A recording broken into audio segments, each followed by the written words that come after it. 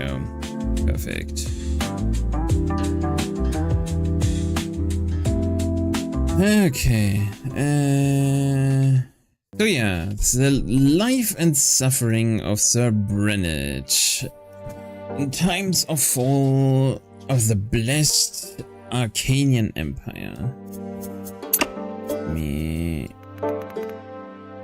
tiny bit quieter.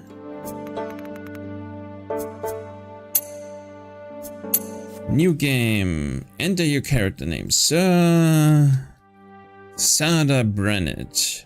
Choose your name carefully. Other characters will address you exactly like that. Yeah, then let's be formal. Sadarian Sensei. Character restarts. Chapter restarts. Enable. You will be able to rewind to the beginning of any chapter you have completed and continued from that point. Consequences. You will see the consequences of your possible choices in advance. This is a recommended game mode as you will be able to direct the character's fate in the way you want. You can change the setting at any time in the menu. Okay. Sure. You hold the fate of a single man in your hands. You will follow his life from birth to death. Your choice shall be define who Sir Brante will grow up to be. You will decide his personality, social status, and what mark he will leave on history. With every step he takes at your behest, Sir Brante's character will change and evolve. Your decision will close some doors for him, but open many others. The world of Sir Brante's birth is a ruthless realm, where people are divided into estates. It's hard to be a hero here. Be ready to accept that Sir Brante cannot overcome every challenge in his past. Every hard choice will test his character and personal qualities. Often you will not be able to make the choice you would like to. It may happen because you choose a different road earlier, exhausted your hero's willpower, or haven't earned the right position in society. Every victory will be a struggle, a path paved with bitter loss and gut-wrenching failures. Accept the tragedy. This is how you will create a gripping and unique tale for your hero. What will become of your Sir Brante, his loved ones, and his world? It all depends on you. Okay. So what kind of character do we want to build? My life remains written on these pages, but my fate has always been my own. Every deed, every choice, every person I met made me what I am. Could I have taken a different path? Could I have found a different calling? Altered the very course of history? And what price would I have to pay? I mean, the whole gist of the story is really interesting, or the hook on the story, that you can choose and decide how the character actually will live his life and what changes will actually impact him. It's the end of time. Your fingers are stained with ink, your breathing grows ragged, your hands are shaking, yet the words begin appearing on the page before you one by one, clinging together to form a chronicle of your own. Who are you? How did you reach this end? You were born, raised, lived your entire life in the blessed Arcanian Empire. In this land, man's destiny is predetermined at the moment of his birth. Whether human or Arcanian, noble, priest, low-born commoner, all bent to the divine will of the twin gods. And each life is naught but a single cog in the universal, immersible machine. The memories come flooding back, then they engulf you as a merciless wave, binding together days that are thrice dead and gone. The dreams of your childhood, your opalescence, your youth spent in the capital, years of peace teeming with life, and a war drenched in blood. High ranks and low deeds, opulent palaces, secretive city backstreets, fields of battle, and faces. So many faces of the people you held dear, the people who walked this road by your side. Such was your life, now all exposed by ink, erupting onto the page with your every step. You thought to change the world as you saw fit. The choices of your upbringing, the paths you carved in your youth, the fruits of your struggle, the consequences of your sacrifice. All of it led you here to the end of your time, and every choice had a price. Now years and years later, the crossroads of your life echo in your memory. The pain and joy inextricably intermingled. Inextricably. I have no idea, man. Inextricably. I have no idea, man. Whatever. But you have taken a different path, chosen a different calling, found a different place in the world. You had the power to alter the very course of history. Now, on the verge of death, you struggle with doubt, seeking answers to the last and most crucial question of all, your life. Of all the paths in life, why did you walk this one? Did you choose your own fate, or was your life shaped by forces beyond your control? What determines a man's destiny? The man himself. Your life has always been yours to live. You made your own destiny. The world around you. Your path was charted for you by the people, the age, and the society in which you lived. Higher power. Your destiny was forged by... Oh, I nearly knocked over my flask there.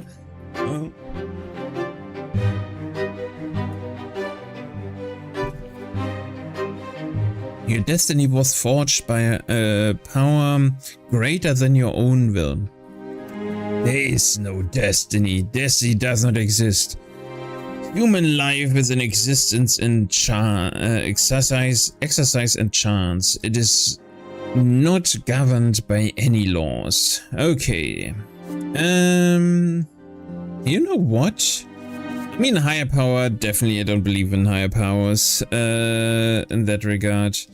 The world around him, I mean, you could say society. The man himself is always an interesting one. But I like there's no destiny, a bit of chaos, you know? Let's go with that. At the end of time, you stand tall and stare death in the face unflinching. There was no higher power guiding your life. It was just a wild, chaotic tangle of innumerable human wills, actions and accidents. The only thing that could ever turn this chaos into an orderly narrative is the eternal human drive for storytelling. Your life had no greater meaning. You were neither cursed by fate nor guided by providence. And this is what made you truly free. But you're right. But are you right about this? Is it all true? To learn the truth, you will have to return to the very beginning, remembering every step you took along the way. On these pages is a story of a man named Sadarian Brante will live once more. Continue. Okay, so we start by being born. Childhood.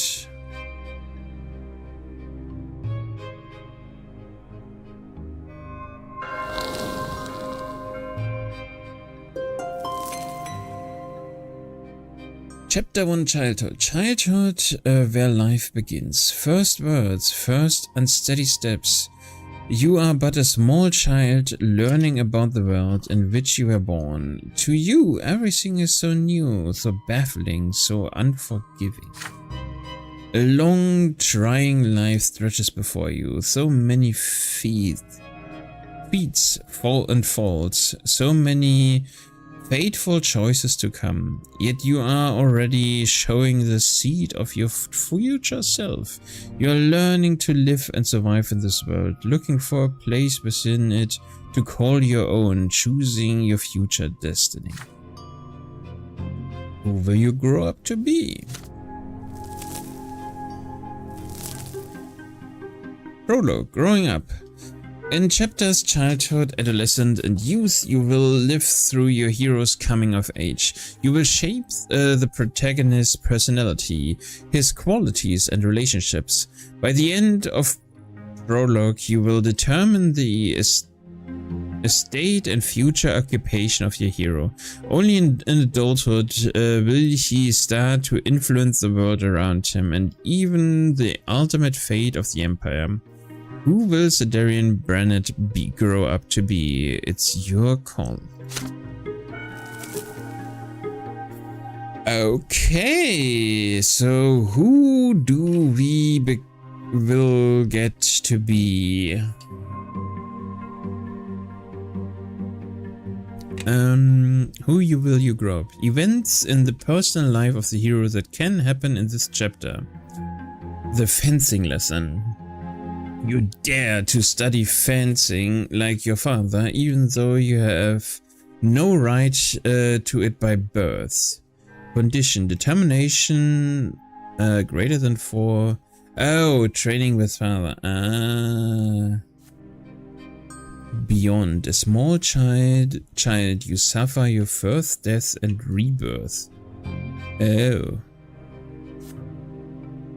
You experience an insight when your mother tells you about the ways of the world and the lots of its inhabitants. Perception. Play with the arts. You challenge the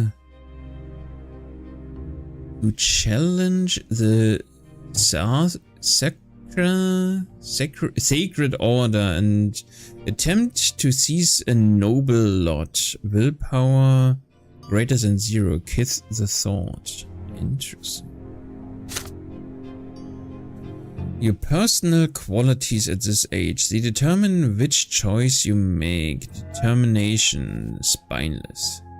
Your perseverance and strength of character, your ability to get your way. It affects your fame of mind, the skills you have when you grow up. Spineless, active, resolute, adamant. Okay. Perception. Presents how attentive you are to other people and the world around you, your ability to comprehend and learn. It affects your frame of mind and the skills you have when you grow up. Inattentive, curious, inquisitive, insightful. Perception is definitely interesting. Your inner strengths and the number of lesser deaths that you have experienced. These qualities will stay with you for your entire life. Your remaining inner strengths and readiness for action, you spend it on difficult choices. Exhausted. -10 to -1. Ready for action. 0 to 9. Full of power. Prepared for anything. Okay. After suffering a lesser death, one is reborn. One who dies a true death faces the judgment of the twin gods. Untouched by death. Dies once, twice, thrice. True death 4. Okay.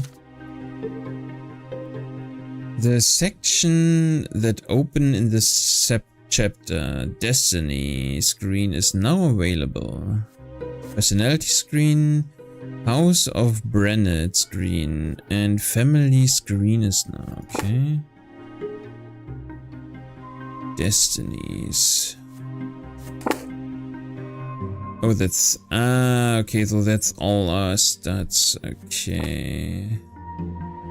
Reputation. The honor of your family and your position in high society. It affects how the nobility treats you. Disgrace, tarnished honor. A modest position renowned amongst nobles, glorious house. The financial state of your family. The level of your income and possession. Ruin, poverty, moderate means, affluence, prosperous house. Unity represents how close and trusting your family is. It affects the fate of your family members. Hatred, quarrels and feuds, disagreements, peace, harmony. Okay. Stefan Brennett, brother, relations +1, indifferent, status none.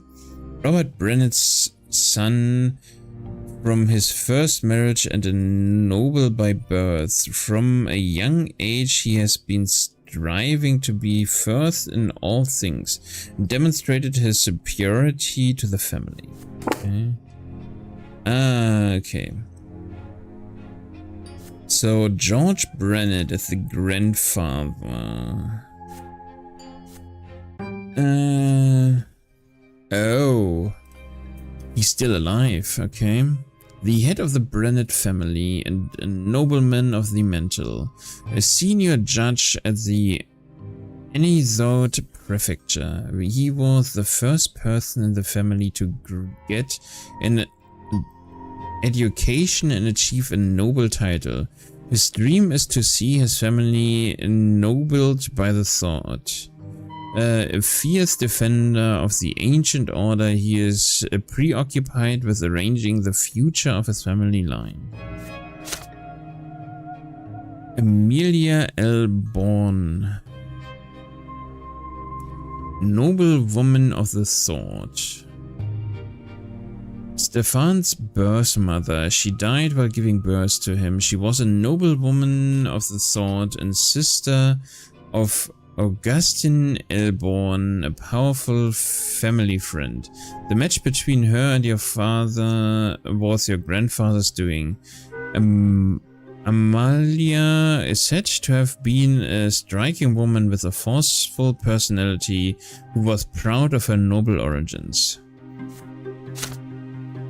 Okay.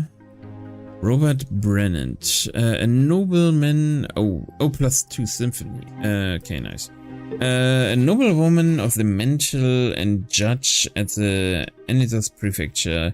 Following in the footsteps of his father, George, he earned a noble title and a position in the prefecture. He works tirelessly in his judicial service for the sake of his family. He took your low-born mother Lydia as a second wife, thereby jeopardizing the family's noble future. Okay. Brennett's son from his first marriage and a noble by birth. From a young age he has been starring. Okay, already seen. Humble commoner from the outskirts of Ethiad.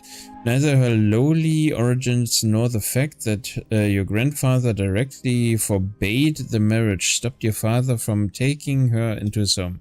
She now manages the household and raises Robert's children. Your mother is a devout to her faith and insists that her children observe the lots.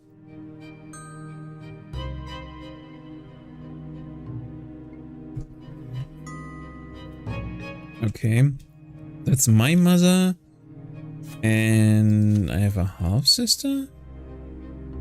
The illegitimate daughter of your mother, Lydia. She has never met her real father. Her position in the family is precarious.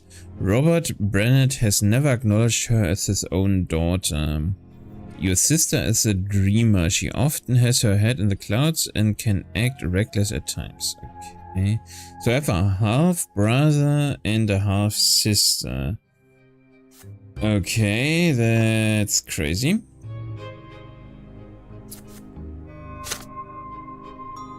Begin the chapter. I mean, we can really quick before the ad starts.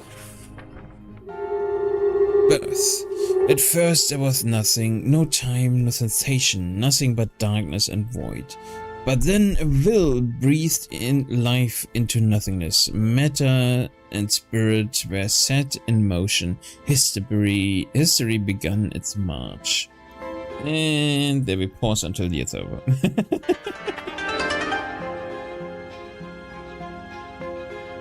To be fair, I didn't think I would read that much. I thought we would do a few choices and then it would be done, but nope. I don't know if I have enough water to actually read the whole thing for another few hours.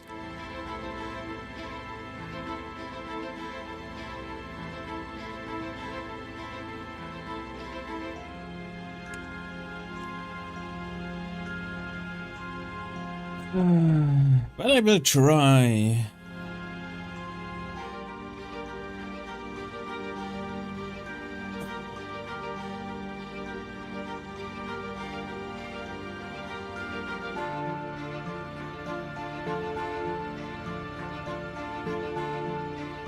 Okay, give me a second and to clean my glasses really quick.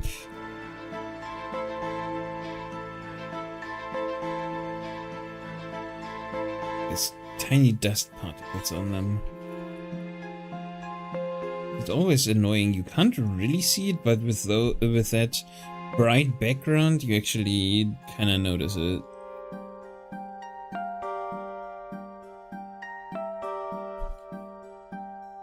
Okay, should be it, right?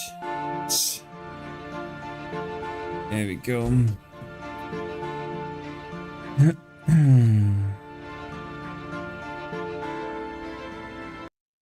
What's going on in my Discord?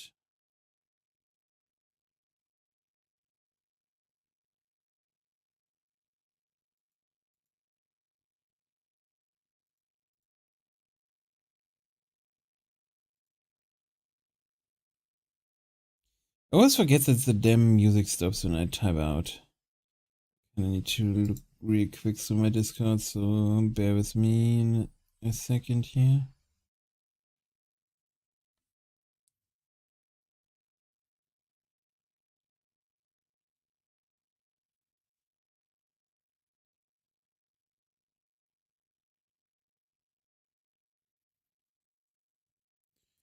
Okay.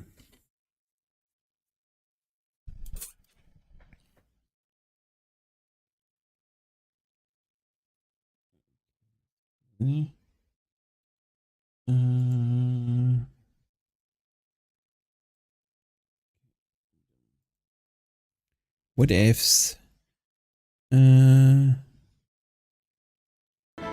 Okay, let's get back here.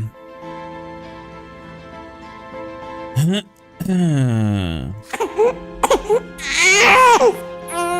was your turn to enter this world. Your first memory, you are lying on your back behind, blinded by a bright white light. Okay. Nobody can tell me that they can remember a few moments after their birth. That's crazy, man. I mean, I have a pretty good memory, but that's just insane. I don't believe it. You're not alone. Above you tower the colossal figures of those who created you. You are a part of them, and they are part of you. Between you and them is an inexplicable connection, a strong, unbreakable link. They will always watch over you, guard you, and protect you. It hurts to breathe. You let out the pain in the form of this desperate scream. Your creators extend their hands towards you. There are two of them. The one who made you your form from, oh god damn it.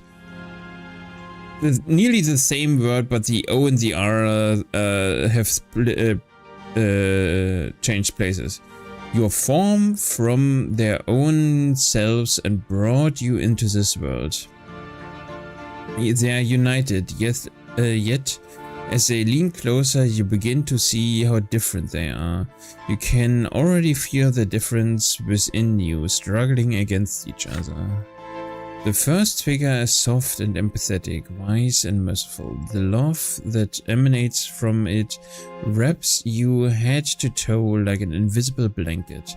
The warmth from it is never ending. The second finger is strong and powerful, commanding and noble.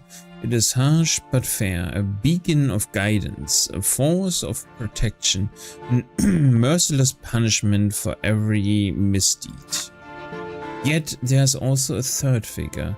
It is like a shadow barely seen behind them, yet already pushing with unbreakable will to live. It is the very will to live that is now growing ever stronger within you. A soft open palm, a strong closed fist, a lingering distant shadow. You struggle to loosen the waddling clothes wrapped around you and extend a tiny hand into the world. To the palm. +1 perception.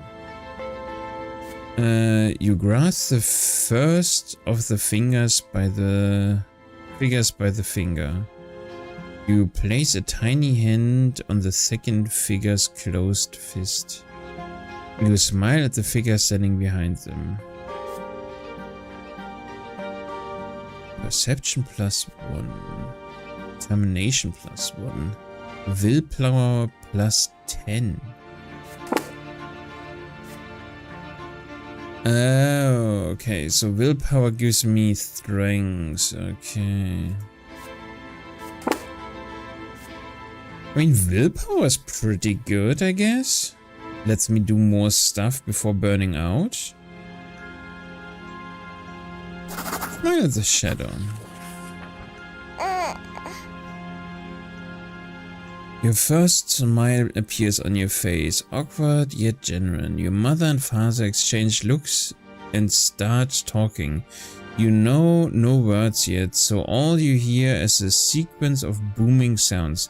But the stranger behind them has no need for words. The stranger's look is all it takes for you to feel the will to live and act that now burns within you.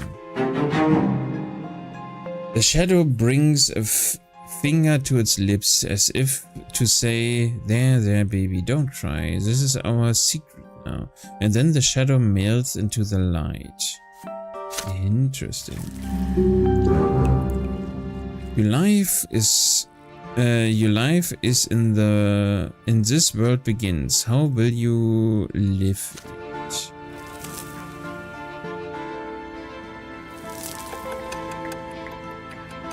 Childhood, year 1.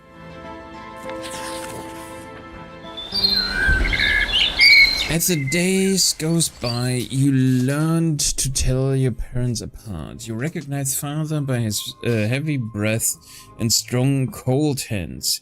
He visits you rarely. Hello there, little Sadarian Baronet. Mother's tender voice, however, follows you day and night. You're growing so quickly, my child. There are 2 more children in the family named Stephen and Gloria. Gloria sings songs to you. She often dresses you in tight clothing and gently holds your hands as you learn to take your first steps. There is Stefan likes to sweep you up and pinch you and tosses you into the air. Oh look, this is your brother and sister. Yeah, you are my little brother. We are gonna play together, but I will always be in charge cause you were born a common. Be quiet, you. He doesn't understand yet. Come on, baby Sadarian. Let's go play in the yard. It is hot outside. Oh god, and very loud. Let's make the sound a bit quieter. Then you grip your brother's hand with one hand and your sister's with the other as they help you walk down the giant stone stairs. Then you sit on the ground and start exploring the sparse blades of grass with your fingers. It tickles. In the sky far above and away from you is a gigantic pillar, a perfect straight stick made of light. It is also bright, it hurts to look at it. Why are you staring at the tiny pillar? It's not going anywhere, you know? Hey, I wanna play hide and seek. He's just a little baby. How is he gonna play? Then you hide him and I will try to find both of you. You have no idea what they are talking about, but you support them with happy cooning. This is strange, but so exciting. Stefan and Gloria glance at each other. Then your brother walks to a big tree, closes his eyes and starts shouting something. Gloria takes your hand and walks you through the yard. Your sister takes you behind some thick bushes by a tall wall. The light from that light stick on the horizon barely reaches here. You can't see home from this place. The ground is crawling with tiny black bugs. Gloria sits you down on the ground and puts a finger to her mouth for some reason, and then she's gone. You can no longer hear Stefan's voice. Gloria is nowhere to be seen. You feel colder. The bugs are no fun to play with. You've been sitting here for a long time completely alone. Nobody checks on you. Did they forget about you? Did they abandon you? Cry loudly. Even more willpower. Find your way home. Determination. Sit and wait. Hoping for to be found. You get off the ground and start crawling through the bushes to find your way back home. Playing with the leaves and twigs and little bugs. I think that's not too bad. Let's wait. The bush is covered with leaves, swaying in the wind. You brush through them with your fingers. The twigs and branches are stiff and will not bend. They are different from the blades of grass. Down on the ground you see a group of bugs carrying a little twig. You grab it from them. They are so funny. One of the bugs crawls on your finger and bites it, just enough to sting a little. You hear brisk steps, then the leaves and twigs rustling and parting. Your mother leans over you. You greet her with a happy face and show her the finger with the bug on it. So that's where they took you. Mother picks you up, puts you to her chest and pats you on the head. Your brother and sister stand behind her, clearly feeling guilty. Gloria's in tears. Stefan keeps staring at his feet. You hug Mother tightly. She's here now. Perception +1. Nice. Here too.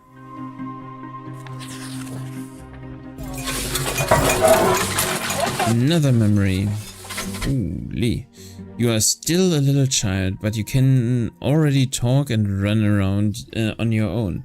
Today is out of the ordinary. Father's busy around the house, giving orders to the servants. Throughout the day, the kitchen has been abuzz with work, and there are so solemnly gloomy preparations and candles being lit. Even your older brother Stephen is quiet today. Mother takes your hand and brings you to your sister Gloria. My son, today is a great descent. We honor the day when the twin gods descend to us. We must spend this day in reverence to the gods. You are too young to understand, so just do everything your sister says for now. Gloria takes you to the playroom. There are no toys, there are no chairs. Even the carpet has been taken away. There's nothing there but a bare wooden floor. Today we are not allowed to go to any other rooms, and we will be eating nothing but gruel and stale bread. On the day of the great descent, everyone must be where they belong. It is quiet, unusually so. Muffled voices from beyond the door are all you can hear. You are sitting on the cold floor, confused, with no idea what to do. Then you hear your sister's voice, a lonely sound in the empty room. It's a little song that Mother taught her. You hold your breath and you listen to it. When the twins came down to earth, they brought lots of every birth. Let us count them 1, 2, 3. The twins made them for you and me. Nobles rule and bravely fight. They protect us with their might. Priests work hard to understand, guide us by the twins' commands. Common people work and toil, always patient, never spoiled. Live your lot where you were born, and to the day when you pass on. Know your lot and know the prayer, for the twins see everywhere. You are transfixed by the tune. Gloria notices your gaze and a smile creeps across her face. Okay, I mean that's... First, the poem is very crazy. It is kind of cool, but also very, very leaning into everything is as it needs to be, and don't dare change anything. Yeah, I mean that kind of makes sense, I guess. Let me think.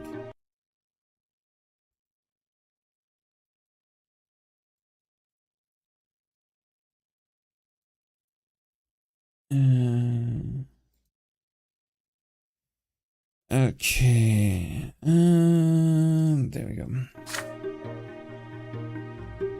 You like the rhyme, don't you, Sadarian? Do you know what it's all about? Look, there are 3 lots. They were brought to us by the twins. When they descended to us from the shining pillar. Remember that pillar of light on the horizon? That's it. You can see the shining pillar anytime from anywhere in the world. If you follow your lot as you live, you will reach the peak of the pillar. And if you don't, you will get eternal torment at the foot. Okay.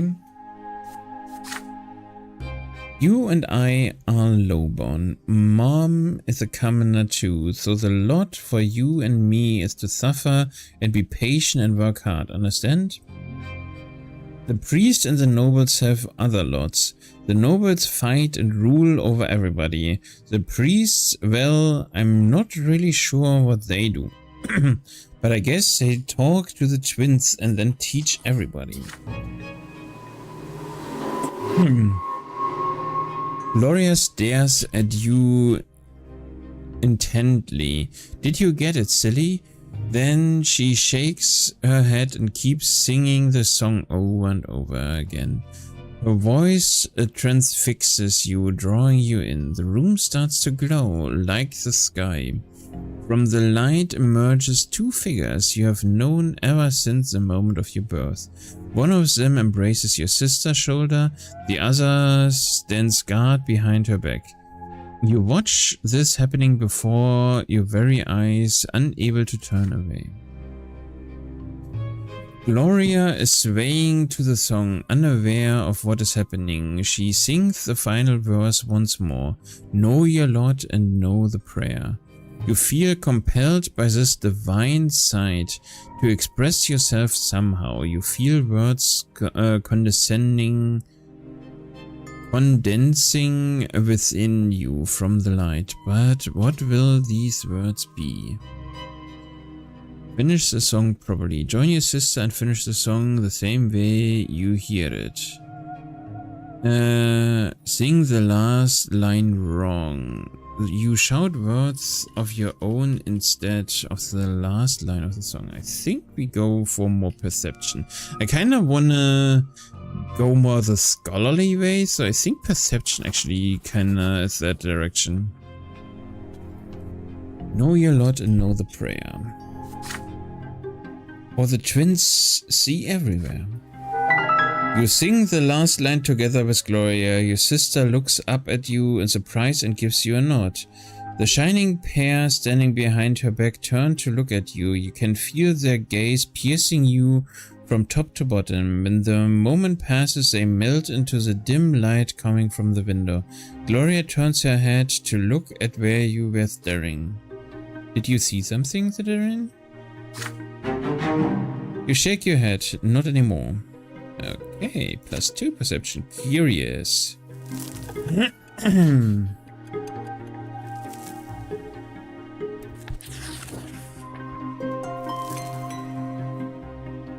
You are starting to understand more and more of what the adults say. Your family is an unusual one. Your father's a nobleman, but not by birth. His is a title earned through the great service. Your mother is a low-born woman, a commoner. Because of this, you were born a commoner, but father says you may yet come unto nobility.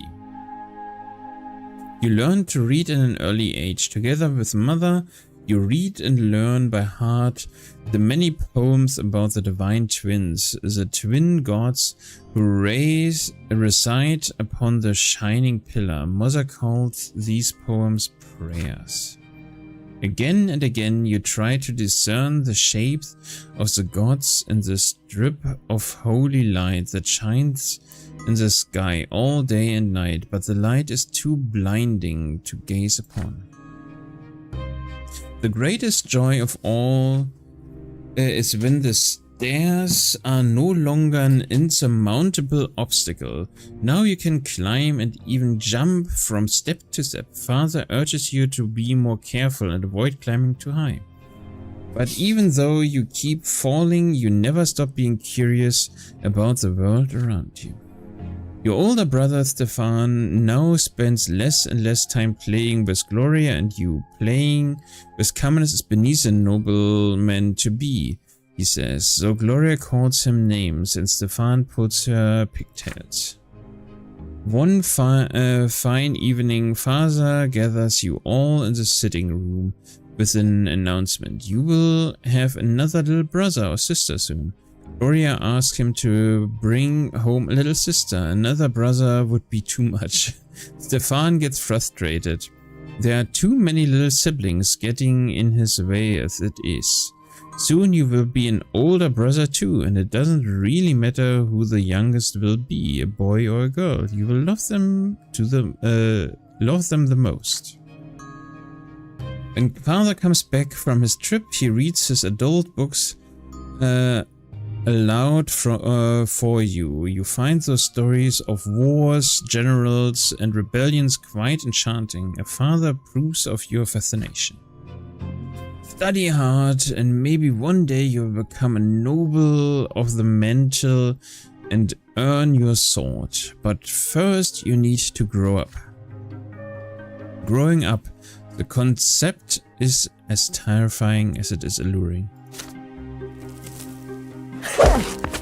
Holy. Keep staring at the carpet under your feet. You are both ashamed and proud, and it feels odd.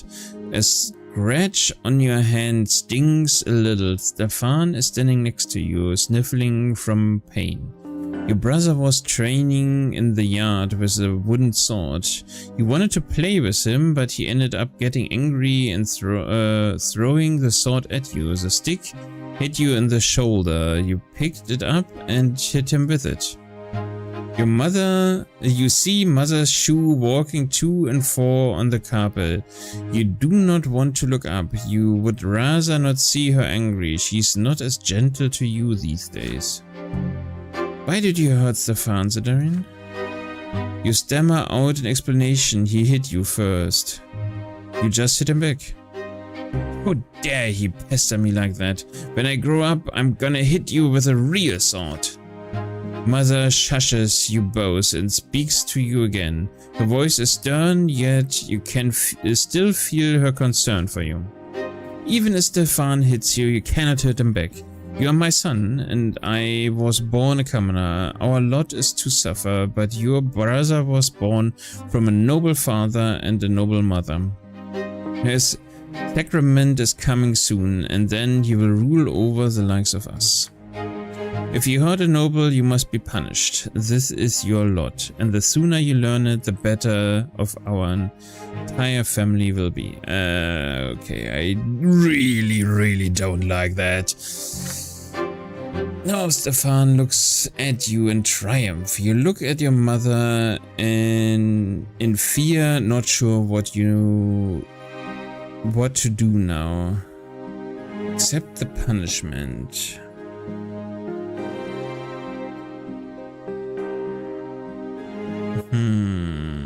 Okay, so I will either lose 5 willpower, and my mother will be grateful, and my brother will get more, which is strange, but yeah. Demand an explanation. That's also an interesting one. I mean, accepting punishment might not be the worst here, but I think I would demand an explanation why things are like this. You start asking questions. Why were you born a commoner if your father's a noble? If you have your father's name, why can't you have his lot? And why can't you choose a lot for yourself if you don't like the one you have? Mother is stunned by all the questions you are peppering with. Don't you dare ask me about that, Sadarian. I will violate my lot if I start explaining it all to you. I'm a commoner, not a priest. Ah, okay. You are flogged in front of your entire family. The pain burns on your skin again and again. Tears keep rolling down your cheeks. It feels like the punishment will never end. It hurts to walk when you are finally let go. You slowly climb the stairs, walk to your room. You see a book on your bed. The Teachings of Isatios, Volume 2. Your tears have dried now. You begin to read, slowly making your way through the difficult words. Every death of the body brings the soul ever closer to the twin's judgment. And when the body dieth a true death, the soul soars to the shining pillar. The twin gods do judge every soul, and their judgment is stern and unforgiving. He who followeth his lot in life from birth shall melt in bliss atop the peak of the shining pillar. The words confuse and elude you, instilling fear and awe. You will read the mysterious book again and again as you grow up. We are close to 4 perception. You can be a scholar yet. Mother mostly stays in her chambers now. With each passing day, she grows heavier and her features grow rounder. It gets difficult for her to walk, but she still smiles all the time. One day, she takes your hands, puts them on her big belly, and you feel a movement deep inside her. You will have another brother or sister soon. Gloria takes you on walks to the yard now.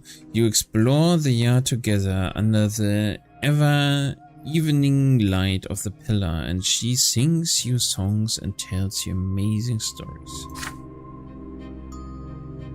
Okay, so what I don't understand is, even if, I mean, how can somebody still hold on to the whole picture if she's already breaking her lot by being together with a nobleman? Doesn't that confuse the lot already? I mean,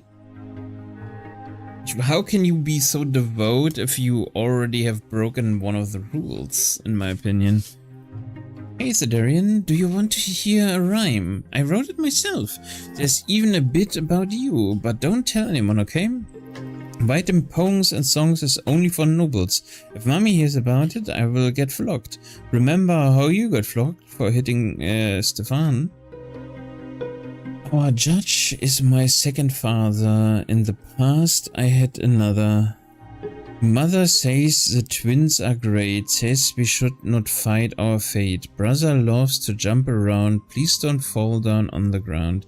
See, I wrote a little rhyme, please don't tell them it is mine.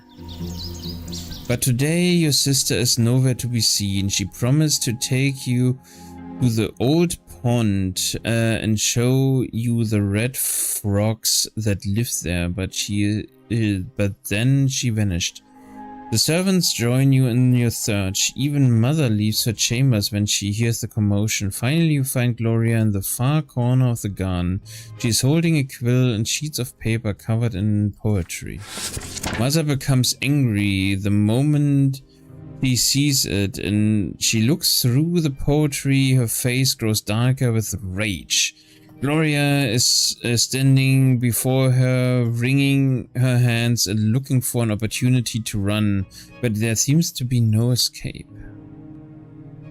What is this nonsense, Gloria? We talked about this. You were told to take care of your little brother. You are absolutely not allowed to entertain yourself with this writing. I can decide that for myself, Mom. No, you cannot. It has already been decided by the gods. And he's not a little brother anymore. He doesn't need a nanny. And I need some time alone to sing for myself. I'm not hurting anyone. You're a commoner and a future wife. It's time you learn how to properly care for children. Had your disgraceful former father kept me in his house, you could have been born a noble, but that is not our fate, and you are absolutely forbidden from ever spoiling paper and wasting ink again. Mother grabs Gloria firmly by the hand and takes you both into the house. The scribble sheet flies into the fireplace. Gloria sobs violently. You are a bystander to the scene, unsure of how to act. Complain about your sister. Offer to write rhymes with her. Comfort your sister.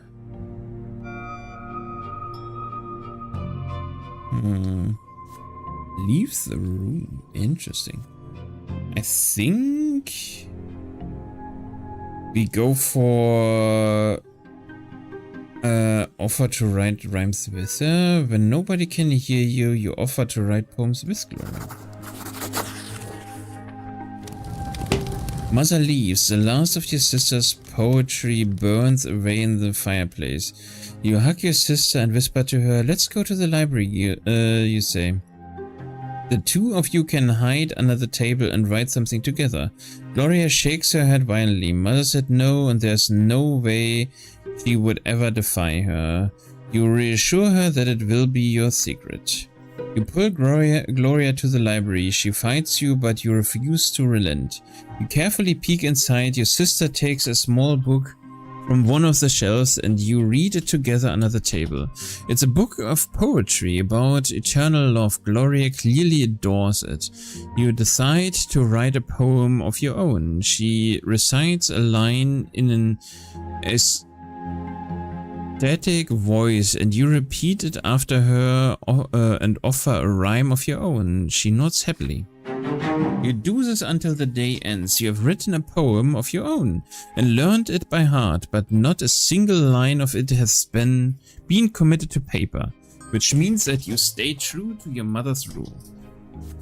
Yay! Perception plus 1, which means we are now by 4.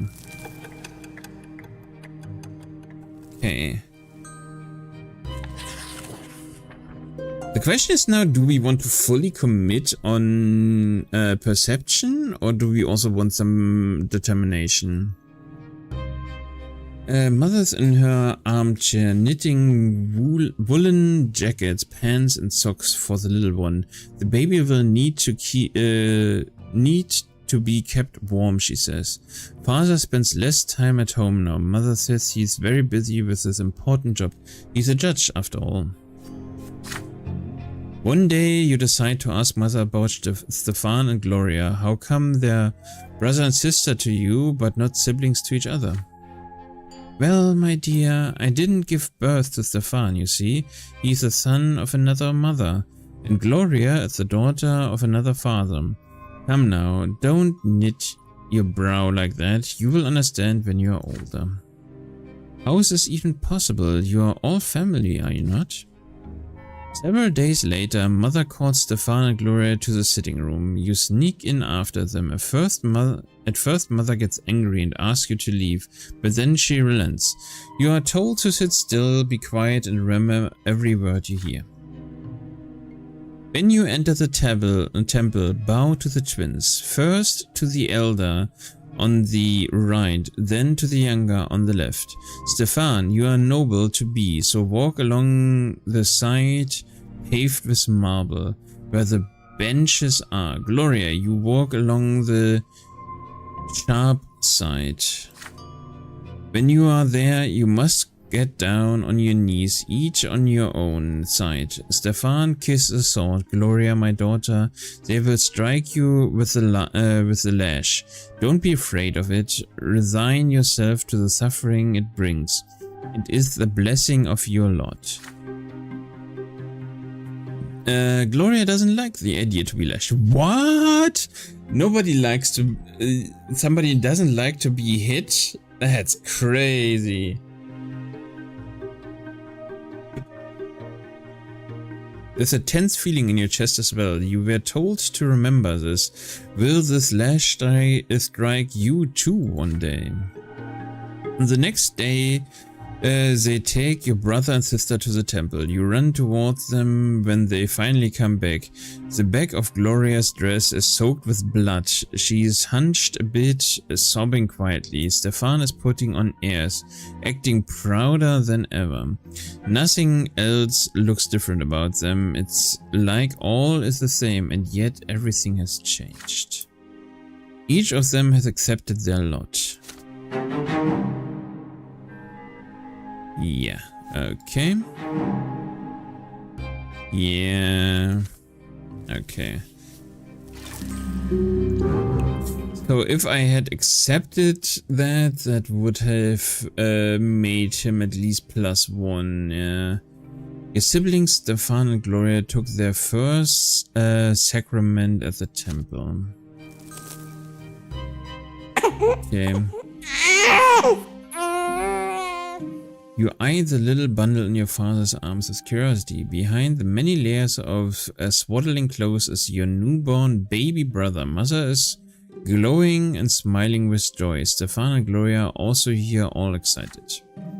You promise yourself you are going to be the best big brother in the world.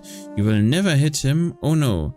The two of you will play together and tease Stefan together and help Mother together and go on so many adventures together. It feels so strange to be an older brother. Just the other day you were the youngest in the family, but everything is different now. Your parents named your little brother Nathan, and mother spends day and night by his side. And Nathan cries all the time, day and night. Mother barely gets any sleep. She is so worn out, she starts forgetting things. Like today, for instance, she forgot her knitting in the armchair in the sitting room. You better bring it back to her as soon as possible. You run to mother's bedroom, you miss her smile so much. You walk in without saying hello and give her the knitting, but instead of gratitude, you get an ice-cold, exhausted stare. Nathan is also there, screaming all the time. Oh, wait, Sadarian, you're bothering me. She spits these words out through her teeth. You look at the bawling newborn, she can't even get a minute of respite. Enough of already. When are you going to stop? I just want some peace and quiet. Mother leaps across the room and starts shaking Nathan with malice in her eyes. His cries get even louder. She looks so tired from his never-ending screams. She seems to be within an inch of smashing him against the wall. Somebody has to do something. You are scared for your mother right now, but you fear for Nathan's life more. Call father for help. Redirect her anger to yourself. Snatch Nathan from mother. I think hug mother. Okay, so if I also had accepted that, I could have hugged her and unity would have gone up.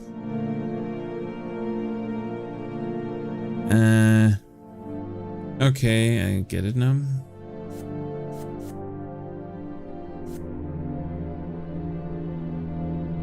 You take Nathan from mother and run away. Yeah, that might be a good idea. You leap at your mother and demand she give you Nathan. She freezes when she hears the words. You snatch your little brother out of her arms. She chokes with rage and falls onto the bed screaming. You run away to the playroom. Your baby brother is heavy in your arms. He sniffles. You sway him gently like mother did and quietly sing him a lullaby about the twins. Nathan calms down. Soon he closes his eyes. You put the newborn on your bed and swear on your life that no one will ever hurt him when you are around. You hear heavy footsteps in the hall. Father enters the playroom. He looks at you and then at Nathan, somewhat confused. You did something bigger than you did something bigger than you today, son. It is a noble deed to protect your family, but you should have come to me. Please understand, this was my duty, not yours. You saved your baby brother from harm. If you feel yourself ready to take the responsibility to protect others, then maybe you can walk the path of the noble when you are older. But for now, you should bring him back to your mother. Come with me. He picks Nathan up. Your brother is fast asleep, breathing quietly. The three of you return to mother's bedroom. Father puts Nathan back in the crib. Mother is no longer screaming. She embraces you. Please forgive me. The twins know I was out of my mind. Please don't be angry with me. You hug mother in response. Nice. Okay, +1 relationship. Nice. Your younger brother remembers what you did for him. Okay. Willpower -5 is not great, but fine. Your younger brother Nathan is born. Okay, so it is a balance for sure. Right now we are not doing too bad, but I can see how it can get very crazy really quick. This event is a consequence for your previous action. Conditions met. Oh, the ant farm. Ah, nice.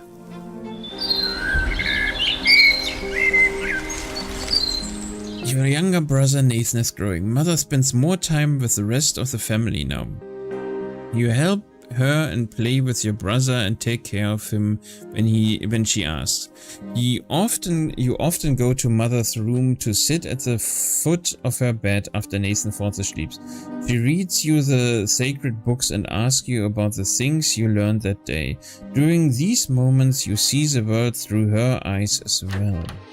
One day the door of your room opens and she brings in a large box covered with a piece of cloth. It is rare for you to see her so overjoyed. She sets the box on the floor and removes the cloth. The box under the cloth is made of glass and has a wooden base. Inside you see a layer of earth shaped into careful crafted passages, and these passages are full of hard-working ants. Sadarian, this is my gift to you, an ant farm. It's a little world in a small box. We can watch them together through the glass. Look, this is the queen ant. She is the reason all these little ants were born. You sit by the box together. You hold your breath as you watch the ant colony at work. There turns out to be a method to the ants, chaotic movements. Every single one of them has a task to perform. Some of them have larger mandibles. They are the protectors of the colony. They can draw blood from your finger. Others work all around the colony, repairing walls and cleaning many debris from the passage. There are also workers who collect food you put in the special tray.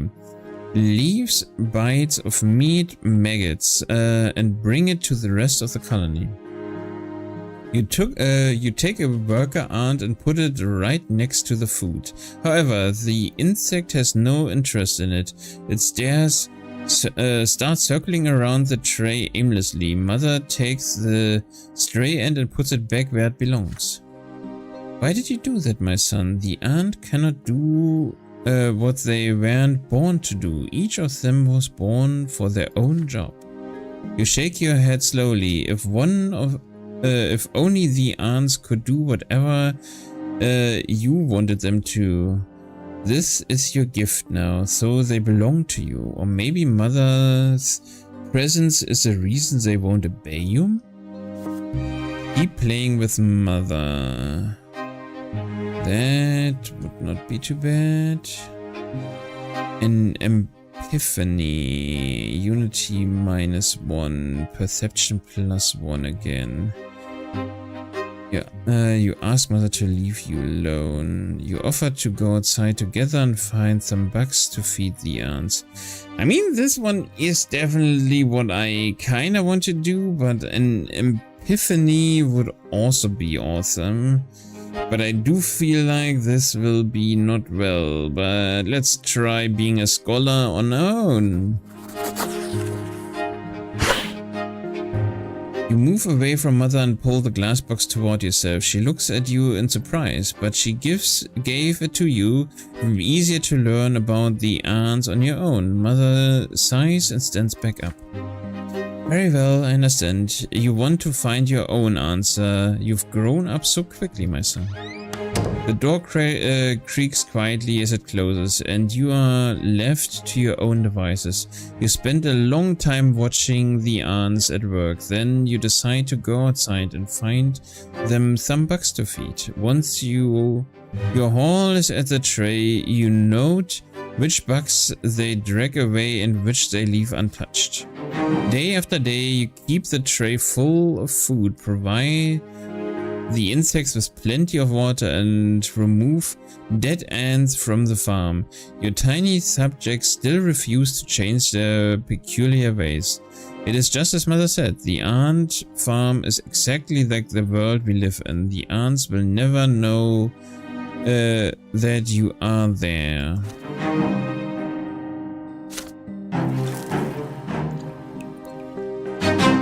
You experience an insight when your mother tells you about the ways of the world and the lots of its inhabitants. Okay, I thought that was a bit of a different insight than we actually got. I thought we could actually figure out a way to change our lot in life. That's crazy.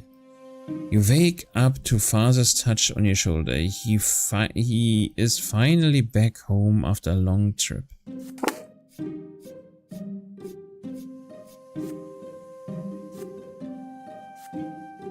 Yeah.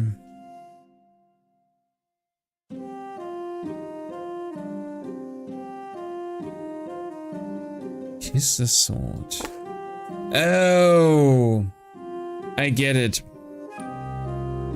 You kiss the sword when you have the ceremony. Yeah. You wake up to father's touch on your shoulder. He is finally back home after a long trip. Sadarian, today is your special day. The day when you begin your studies. Now teachers will be coming to our home to teach you, and you must do everything they say. Be diligent in your studies, and you will grow closer to the nobleman's lodge. And since you must remember this day, a present is in order. Lydia, get our little schoolboy dressed. I'm taking him to the market district. Stefan wants to come with you too, but father shushes him sternly. This is your day. Your elder brother is hurt to hear this, but stays quiet. An open carriage takes you the two of you through the dusty, noisy city streets, a pleasant wind tussling your hair. Your city is called Anythought. That you already know. It is one of the largest cities in the empire and in the entire empire. There is a big shadow on the street. It comes from the white foliage of an enormous tree that spreads its branches all above the city. My son, did you know that the silver tree grew from the blood of our God's own disciples? It has been growing here for hundreds of years, right in our city. It cannot be damaged or burned. Not even the clergy know why. The carriage comes to a halt by a small shop next to a city square. You run there, freeze by the stalls in excitement. The shop is packed with dolls, figures and toys. You've never seen so many at once. Have you chosen your present yet? Father asks. You have. You want the Holy Order set, which includes several figures of the Empire's greatest warriors of all time. You rattle off everything you know about the Holy Order. They were the ones who aided the Emperor's own forces in seizing the province of Magra and storming our city. That's how we joined the Empire. Father nods in approval. Very well. War isn't your lot for now, but maybe these toy soldiers will teach you to think like a general. Will you lead them into battle and study military strategy? Go ahead, take your present. Having said this, father turns away to examine the books. You run to the box of toy soldiers, delirious with excitement. But there is a fancy-dressed boy in your way. He is about to take your warriors for himself. He elbows you aside and reaches for the box. Anger overcomes you, and you push him from behind. Your opponent falls to the floor. The rich boy screams so loudly everybody in the shop hears it. He hit me! He hit me! A tall tower of a man looms over you. This is the boy's father. But then you feel your own father's hands on your shoulders. What happened? You press against your father, your mind more at ease now. He will protect you. Yes, you shoved the boy to the floor in front of everyone. But he tried to take your present for himself. Father turns you around to face him when he hears these words. Is this true, Sada? Did you strike the son of a nobleman? Deny your guilt, as Tinville. Tell the truth, determination. Admit your guilt.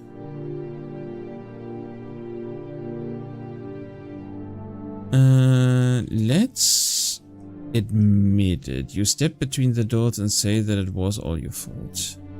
Yeah, let's go with admit the guilt. As long as we are over 0 or over, I think that's fine. You recall mother's words. If you hurt a noble, you must be punished.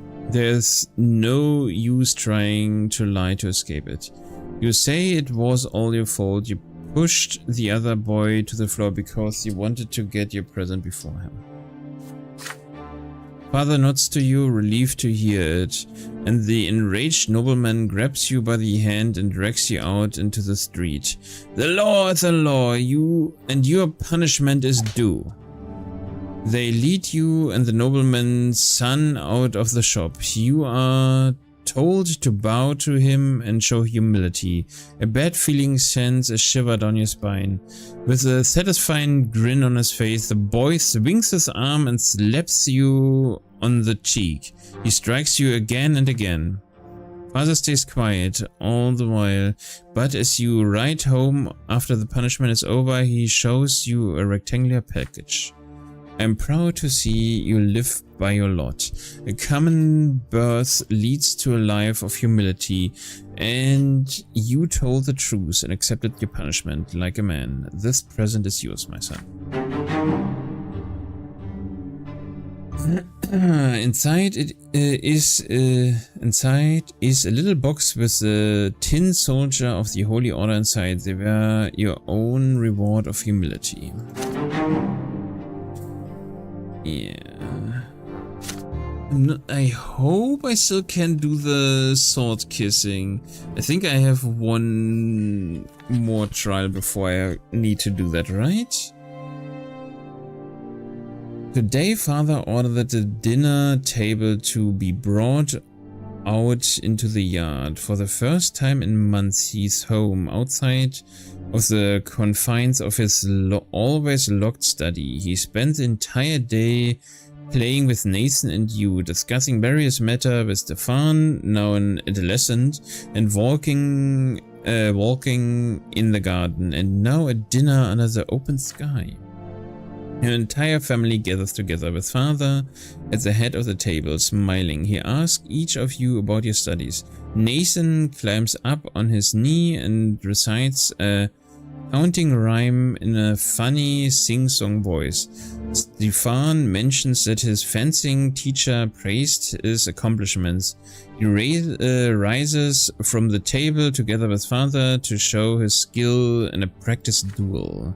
Next comes Gloria's turn. She stands on her chair and recites a lengthy prayer by heart. Mother shows your sister with praise. Father chuckles quietly, hiding a smile in his mustache. When your turn comes, you recite all the ranks in the Legion, from common soldier to high commander. Stefan listens to you with a skeptical look on his face. Night slowly falls, but the servants ensure that the yard is well illuminated. You don't feel cold in the dusk tonight. It feels good, yet so important. All of you are family together, sitting at the same table, no fighting, just smiles, no arguing, just pleasant small talk. Then a servant approaches Father with a letter in his hand. He reads it in the dim light, and each line gradually washes a smile off Father's face until only a stone-cold mask remains. Mother looks at Father with an unspoken question in her eyes. George Brante is coming back to Anisot. He is the head of our family, my father. Okay, my grandfather was not here. Interesting. Your grandfather, George Brante, returned to the family home from the capital. Ever since the news of grandfather's impending arrival, there has not been a single day when the house has not been cleaned or decorated. Your parents anxiously make sure everything is in order. They tell you to wash your face and hands after walks and scold you for leaving books on the floor. They tell Gloria she will be flogged if she is ever seen hiding in the attic. They make Stefan stay in his room. Even baby Nathan gets in trouble. Everyone is on edge. Then one day grandfather arrives. It's a grim day. So hot your neck is sticky with sweat. Father, mother, Stefan, Gloria, you and Nathan. The entire Brante family stands on the porch in front of their house. The house servants lined up behind you. The carriage arrives and out steps a tall, gaunt old man with a heavy walking stick and a heavier gaze. You cringe instinctively. Good health to you, father. Children, greet your grandfather as you have been taught. Still trying to look like a real nobleman, are you? You can't fool me, Robert. I was the first of the Brante family to be ennobled by the mantle, and I'm the only one who remembers how to bear this burden properly. I live honorably by my lot. Your marriage to that low-born wretch cut us off from ever becoming nobles of the sword. My progeny could have been born bearing noble blood. Father, I beg you, this is not the place. Grandfather eyes him with scorn and walks into the house, the entire family following close behind. And there we stop until the it's over. Okay. I mean, the whole story is the life and suffering, so it makes sense, but it is definitely not a nice story. Oh, I forgot that. Okay, there we go. Connection. There is not a way to go into window mode or anything like that. Crazy.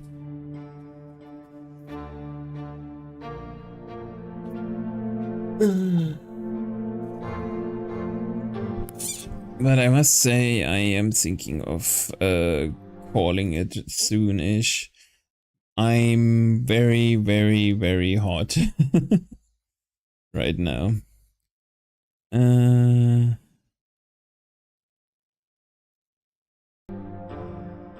The last few days were not that crazy hot, but I can't really open the window right now, so yeah.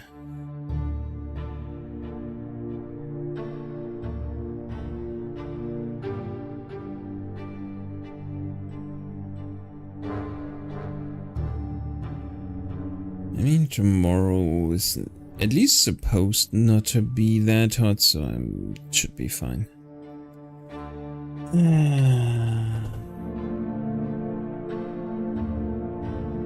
Yeah, I mean, it is not bad, but I was expecting something. I mean, more decisions. It feels more like we are playing a whole game and just have one or two options to actually intervene right now, so yeah. I don't know.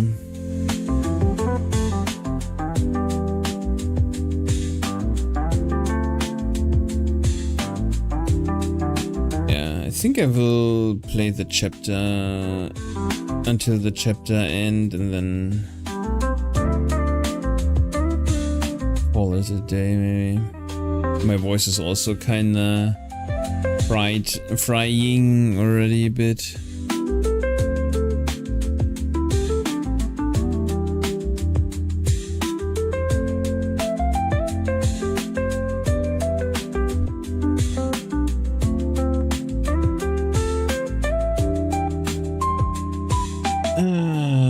Okay, let's switch over again.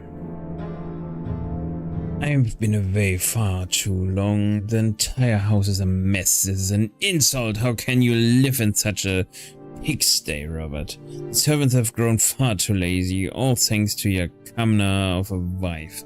I warned you, did I not? And yet you did as you saw fit. And the children, what do they know of tradition and honor? They are being raised in a virtuous family, father. And now you are speaking like a lowborn who is content to live in humility. Twins willing, now that I am here, this will not happen again. I am taking your oldest son to the capital. I see you cannot provide Stefan with a proper education, so I will correct your mistake. Your brother's fate has been decided just like that. Father does not object. He orders the servants to prepare Stefan for the journey. Stefan freezes in place, glancing at grandfather and father again and again. The latter puts a hand on his shoulder, reassuring. Grandfather's lips are tight-lined with contempt. The house is examined, room after room. Everything grandfather sees is showered with gone. He scoffs at the crease on a blanket in Nathan's crib. In mother's bedroom, he mocks glorious knitting in her room. The door to your room is next. What is this, Robert? 10 soldiers in your younger son's room? He was born a commoner.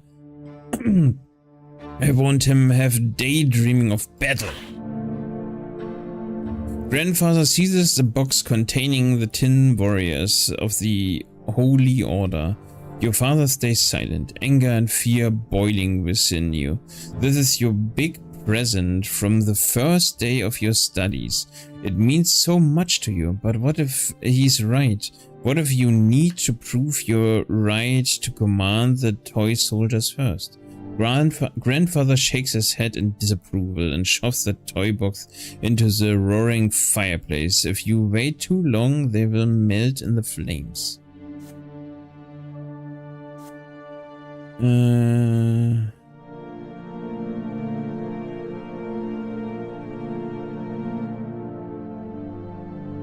Interesting. So if I have enough determination, I can actually win to him.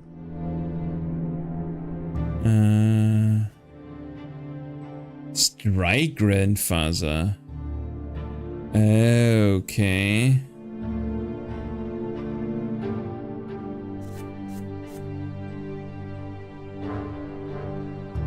Okay, I mean +5 willpower might also be not too bad. These toys are nothing but a distraction from your studies.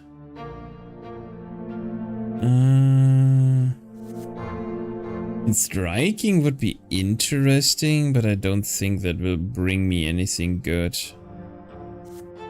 So let's go with that. The wood crackled, the tin melts, the unpleasant smell of burning paint filled the room. Father grimly orders the servants to douse the fire and clean the mess that was your birthday present just a few months ago. You watch the servants at work with a strange fascination, experiencing an odd feeling of freedom. It all seems right now. It's time for you to grow up. Grandfather leaves examining the other rooms of the house. +5 willpower and +1 perception.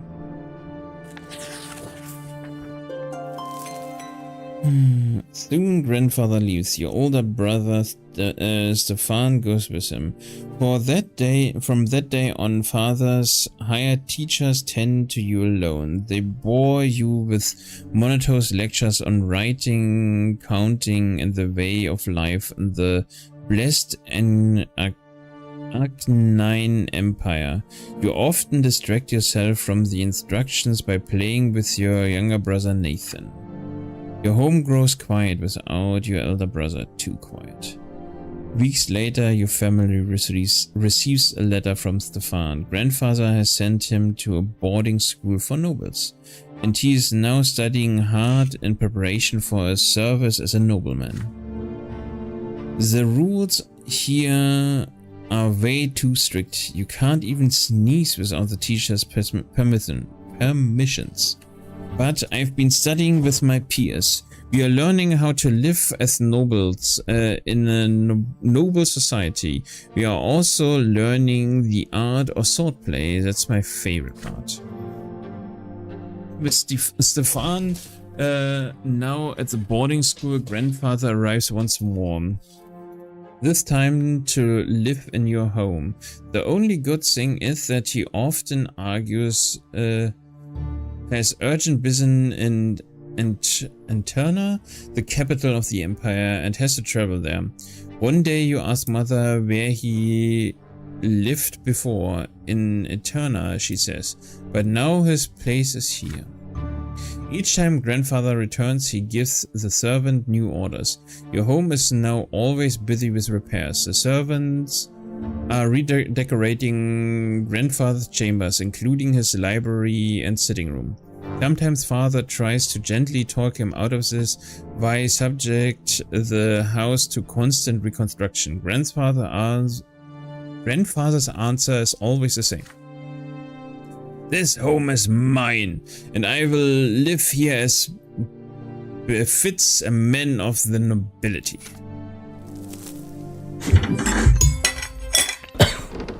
Some days grandfather stays home, and on those days you try your best to stay out of his sight. But there is no way you can avoid family breakfast. The food is there, but you cannot bring yourself to eat it. Mother's eyes are red and swollen. She has been crying all night again.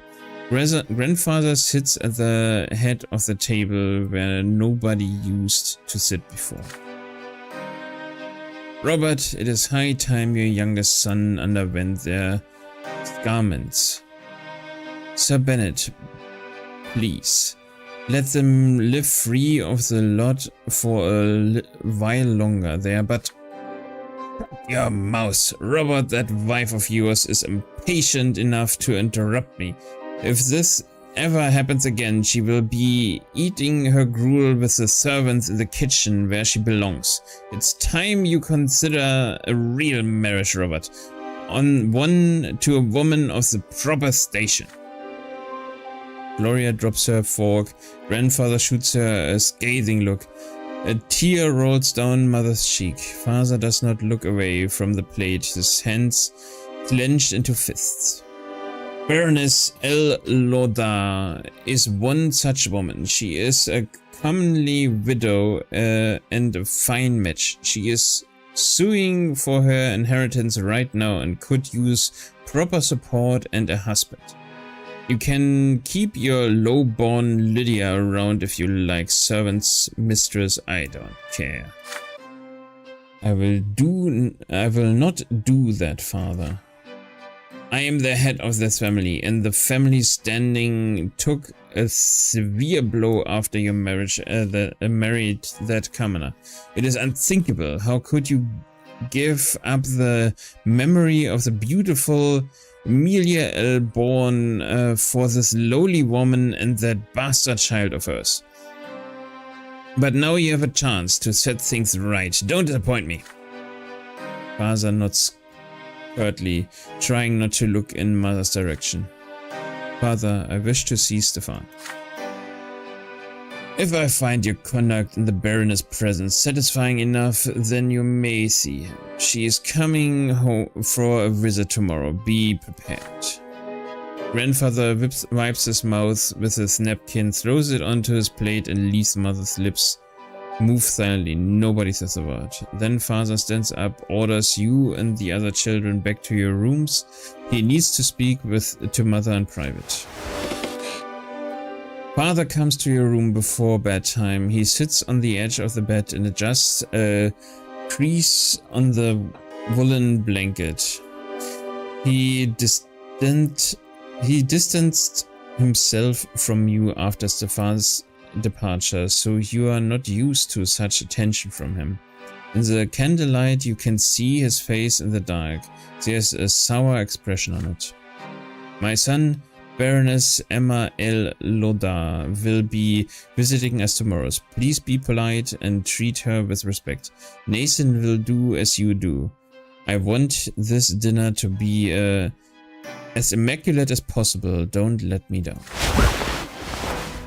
The next day, Mother starts dressing you and Nathan for the coming dinner. You see red all around her eyes. She has been crying, and for a long time. It hurts just to look at her. Nathan starts whining quietly. You and Nathan are dressed in new doublets. Your tousled hair brushed into shape. Gloria is told to stay in her room. Father appears wearing his best suit. Mother is in a humble brown dress, looking pale. Grandfather has an uncharacteristic, content look about him. You hear the sound of wheels and hooves against the cobbles in the yard. Then a pair of dainty heels come clacking. The antechamber is completely quiet and still. Fearing grandfather's observant eye, the door opens. You see your guest, a beautiful dark-haired woman in a dress of elegant blue.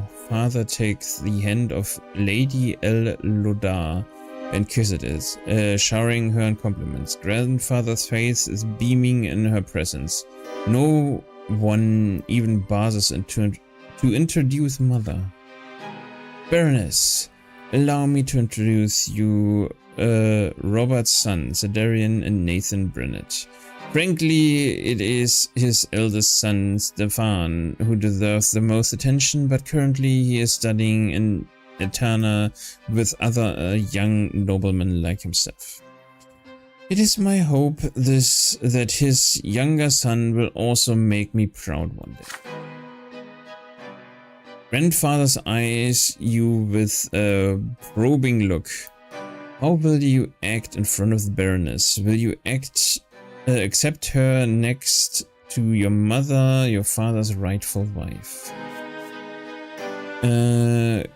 Greet the Baroness politely. Reputation +1, unity. Okay, so that will lower my reputation with my mother, but higher it with my father and grandfather. Walk away with mother lowers my reputation, I gain more perception, and the complete opposite ending. Maintain your composure. Demand that mother be introduced. Unity +1, reputation -1. I mean, if I want to go for the thought kiss, that would be the best.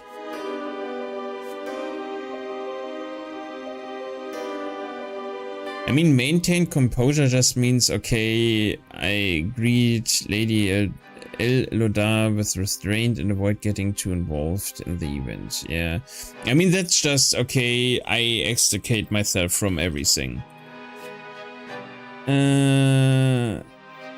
That helps the family in itself.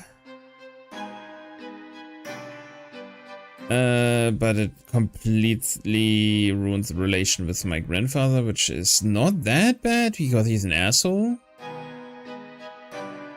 But I think that hit to my reputation might be bad. For the plan I have right now, I think... and kiss her hand following father's example. That sucks for the mother and for the unity, but it might be the best one to do. I mean, the walk away is just awesome in itself, and I would love that with, especially with my mother. But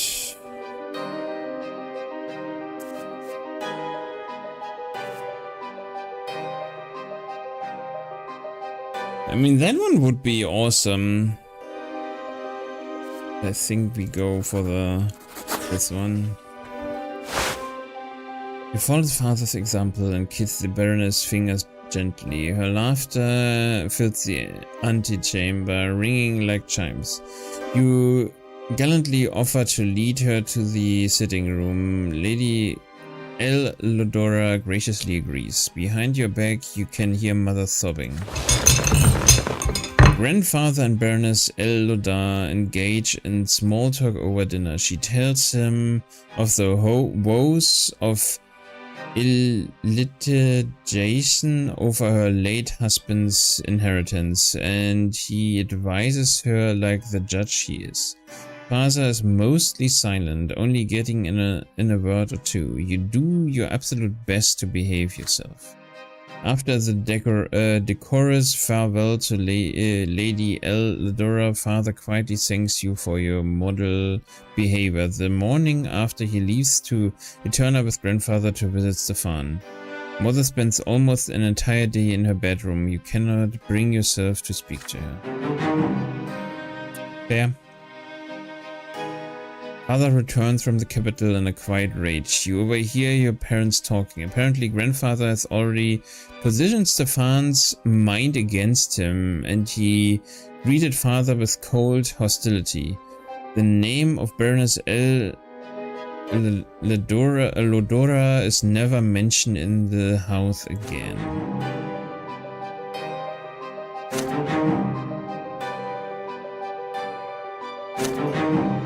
Yeah.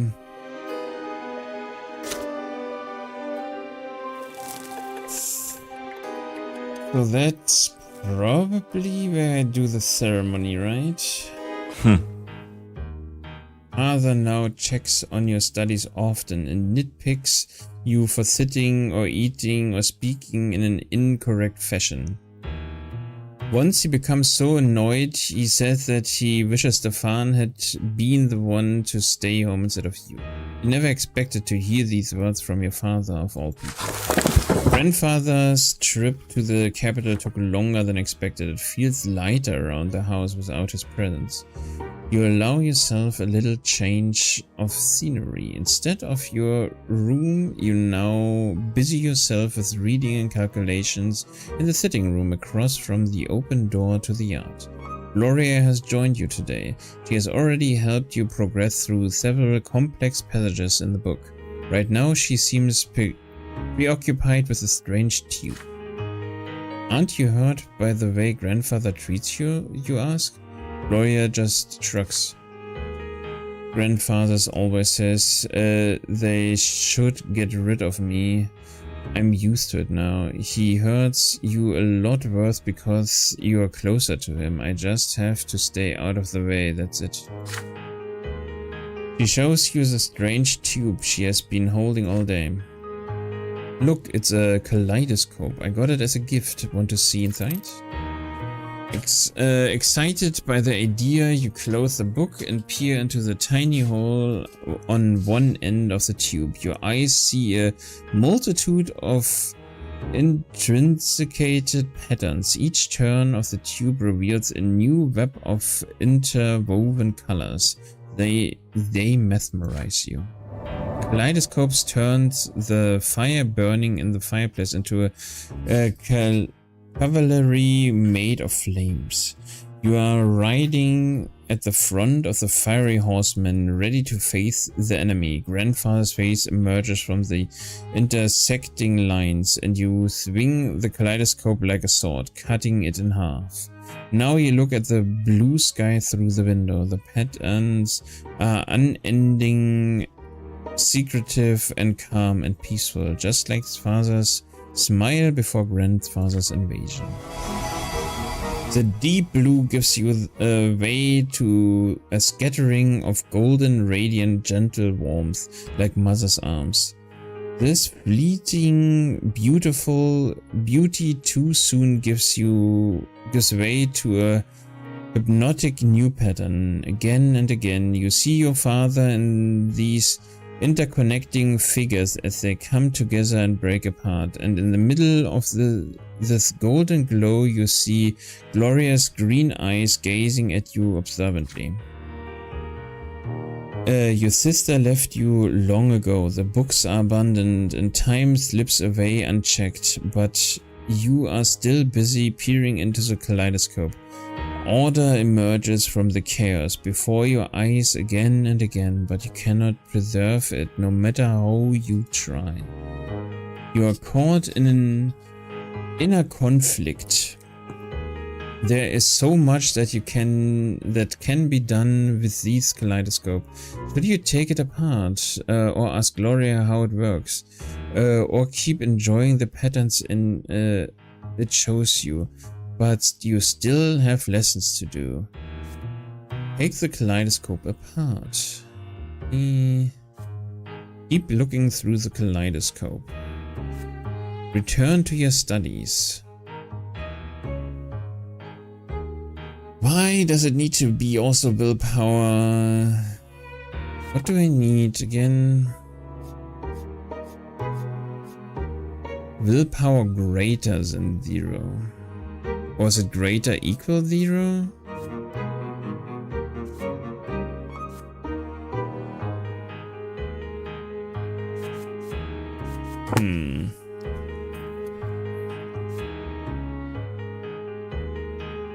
I mean, I don't really need determination, do I? I mean, right now I'm spineless. Active would be better. I definitely agree. Be patient growing up. Insightful. You are to other people and how the world around you, your ability to comprehend and learn. It affects your frame of mind and the skills you have when you grow up. I like to have the highest perspective, but I'm not sure if 0 can...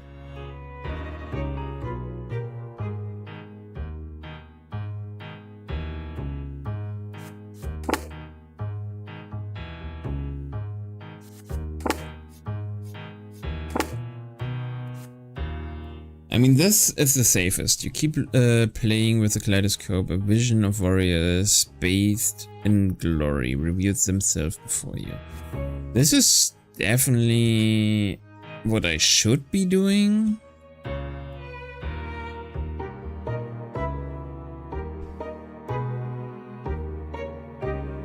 I don't know if it's greater or equal.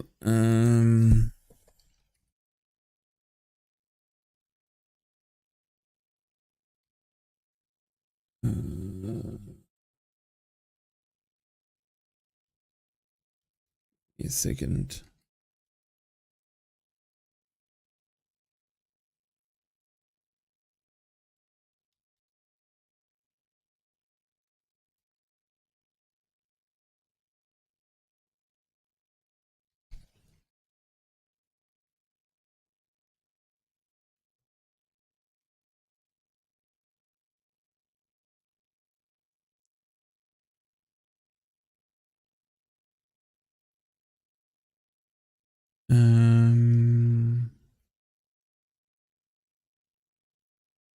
Da, da, da, da.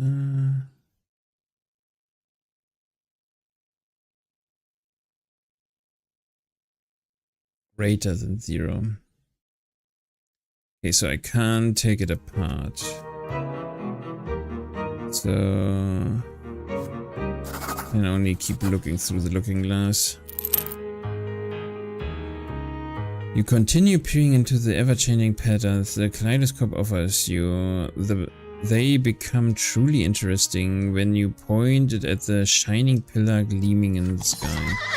In your mind's eye, one battle follows another, filling your ears with clanging steel and the neighing of horses. You are leading the Imperial Army now. Everybody is so proud of you. Grandfather says you are better than Stefan, and Father's stern voice cuts your daydream short. You lost all track of time. It is evening now.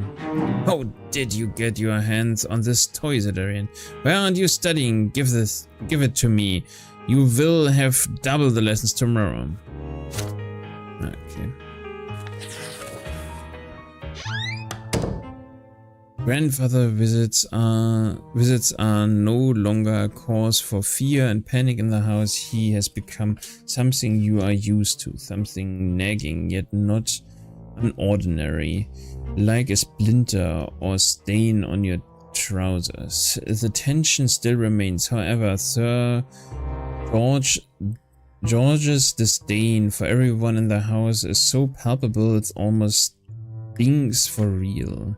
Your lessons with the tutor are done for today. You are walking down the stairs when you spot Gloria peeping into the sitting room through a slightly open door. You sneak up on your sister and tap her lightly on the shoulder. She's startled. Oh, it's you, Sadarian. Look, Sir George is eating something.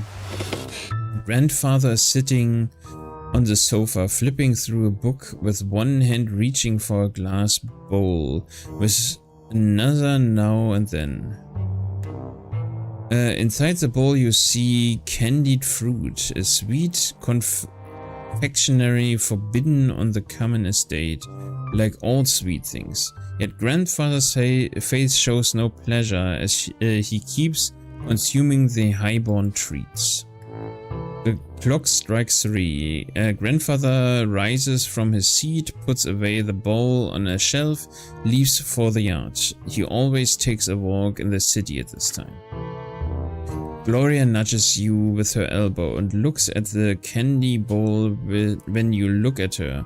The first emotion you feel is fear, but next comes curiosity, and it is stronger. Stefan used to boast that candied fruit tastes incredible, and now you have perfectly opportunity to try it. You try a candied fruit first. The sugar starts to melt as soon as you put it on your tongue. It's so sweet. You've never eaten anything as good as this. You take the whole bowl off the shelf and give it to your sister. She takes the fruit and brings it to her mouth carefully, like a rare treasure. There's a thumping on the stairs, footsteps accompanied by the knocking of a walking stick. You have no idea why, but grandfather's back. You quickly hide behind the sofa and pull Gloria after you, but she is frozen in place while with the bowl in her hands. The door opens, grandfather's menacing figure advances on Gloria. His hand seizes her arm. You squalid, ungrateful, lowborn child! How dare you bite the hand that feeds you? You and your trollop of a mother would be sleeping in the ditch if it weren't for my spineless son. The sweet and pleasant thing in life are for the noble estate, not for the likes of you. Did you forget your lot? His hand swings and hits Gloria on the cheek. She falls to the floor right next to where you are hidden. Her fingers glisten with the warm, melted sugar that brought you here. Grandfather advances again, his walking stick ready, but then he sees you huddling behind the armchair. Please, don't hurt him, Sir Bennet. This is all my fault. He tried to stop me. You can already see a bruise on Gloria's cheek. This is only the beginning of her punishment. Gloria was caught red-handed, unlike you. You can still avoid your punishment. What is it then, milksop? Did you try the sugar too, or were you trying to stop this piece of filth, like she says? Tell the truth. Ooh, that's actually good.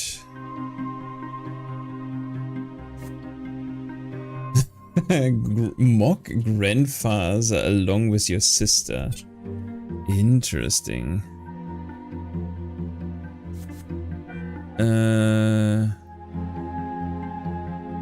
Let's tell the truth, because then perception is 7, what I like. I actually get respect with him, that's interesting. You stand up and tell the truth, even though it takes you an effort to do it. You actually ate a candied fruit, but Gloria only touched it. You hope this will help your sisters avoid punishment. You are quickly proven wrong. Grandfather's face is red with rage. He strikes you both with his walking stick, blow for blow. He keeps hitting you until he grows tired, and then he leaves you where you are. Soon enough, Mother comes in to find the two of you on the floor, too afraid to move. She shakes her head in disappointment. You are badly hurt and covered in bruises, yet she still forces you to kneel and recite the precepts on the lots and how important it is to follow them. Interesting. Then you stand before father and grandfather and swear never to take things that do not belong to you again. It is interesting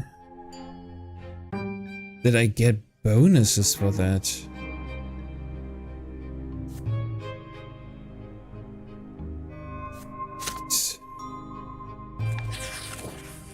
I mean, that was definitely the best outcome I ever...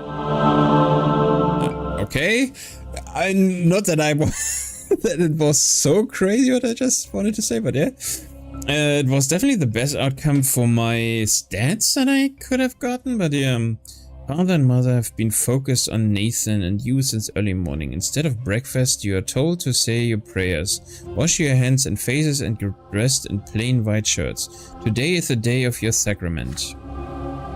Mother, I want to go play in the yard. No playing today. You and Sadarian are big boys now. Wow, he's 1 year younger than me and he's already needing to do that. That's crazy. It's time for you both to have your first sacrament. No one can live without a lot. I don't want a lot. Be quiet and listen. We were born commoners, so you must accept a low-born lot before the twins. When you grow up, you will get a chance earn a noble lot. Father and mother take you to the carriage. Nathan is hungry. He starts whining. Grandfather is the last to get in the carriage. His eyes are on you and your brother, looking for every fault. Soon the carriage is moving along the streets of any thought. Slowly and solemnly, one more turn and you see the colossal white building marked by two massive pillars. For the first time in your life, you are to enter the Church of the Twin Gods. Holy hell, that's a loud door. You enter the gate and walk under the splendorous dome of the church. The church hall is divided into two halves. They are drastically different from one another. The floor on one side is rough and jagged and covered in dried brown spots, while the floor on the other side is of smooth marble. The commoners kneel on the jagged floor and the well-dressed nobles on their family sit on pews. Father and grandfather leave you to sit on one of the nobles' pews. Mother walks to the rough stone of the commoner's side and gets down on her knees. You see her wince in pain, for the lowborn estate shall suffer in the house of the face. The church acolytes surround you and lead you to the altar, where you and other children will take your sacrament this day. Before you stands a tall priest dressed in black, with a sword in one hand and a hefty whip in the other. Nathan's whining grows louder. He dislikes this place. He is scared. You remain quiet, but your stomach roils in uneasy acceptance. The first child to take the sacrament is a jaunty little boy from a family of nobles. The priest extends the sword before him and recites the word of the lodge. From this day forth he will fight and rule, and pursue the arts, his mind now forever free from the throes of suffering, for he now belongs to the noble lodge. The boy proudly touches the flat of the blade with his lips. Nathan is next to receive the sacrament. He suddenly snaps out of his fearful trance and tries to break free, but the acolyte pulls him towards the altar, throws him on the jagged floor on the low-born side. The sharp edges bite into Nathan's knees as he lands, spraying drops of red around him. I don't want to, Sadarian. Why do they want to whip me? What did I do? You try to break free and run to Nathan's side. You want to give him courage and protect him, but the acolyte grip on you is too firm. You feel utterly helpless. Your little brother has to face the world all by himself. The priest starts reciting the words of the Lord as he swings the lash over Nathan's shoulders. From this day forth, Nathan, thou shalt endure and work and suffer. Thou shalt be ardent in thy labor and humble in obedience to thy rulers. And now cometh thy first true suffering, which thou must accept with gratitude.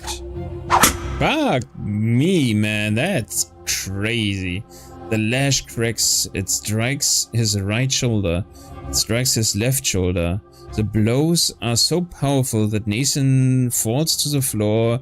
The priest tells him to rise. He has received his lot. Nathan gets on his feet and drags himself towards Mother, his knees torn and bloodied, his spirit broken. It is your turn. Your feet will not move. You can barely muster enough strength to walk to the altar. You get down on your knees and feel the sharp stones below. So sharp your clothing cannot protect you. Your skin begins to burn. The acolyte forces your head down and you feel the lash being dragged above you, ready to strike. The priest's words are for you now. This is thy sacrament. Thou shalt work and endure and suffer. Thou art about to receive thy first true suffering by the sacred lash. Dost thou accept thy lot? Accept. Determination -1 +1 perception. Raise your head. Raise your head defiantly and stand up. Catch the lash. Interesting. Kiss the sword. Determination +1, perception -1, willpower -10.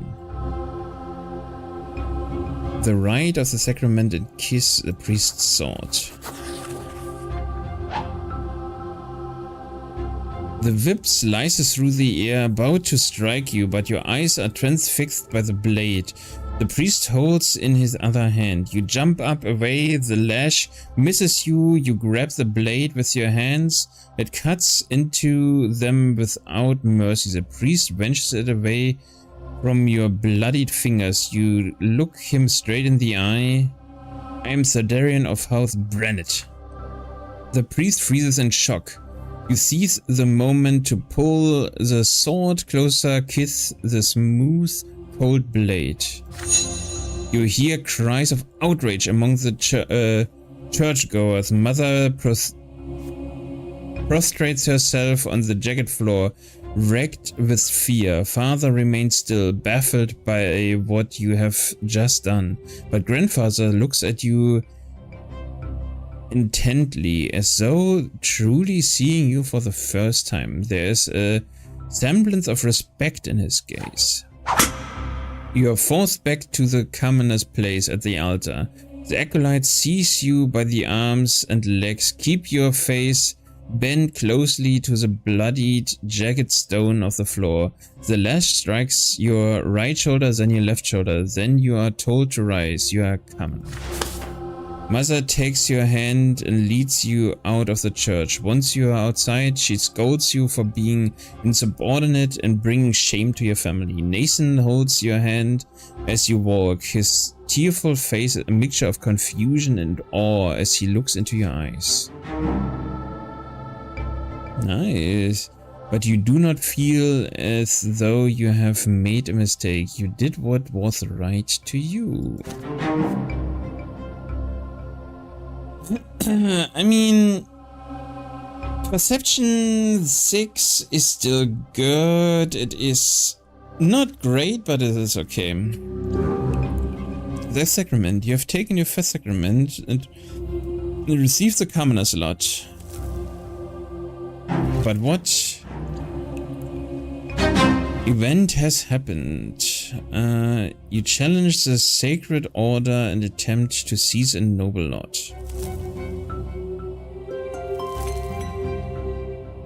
The mark left on you by the sacrament takes a long time to heal. Mother says it's a reminder of your Lord's suffering and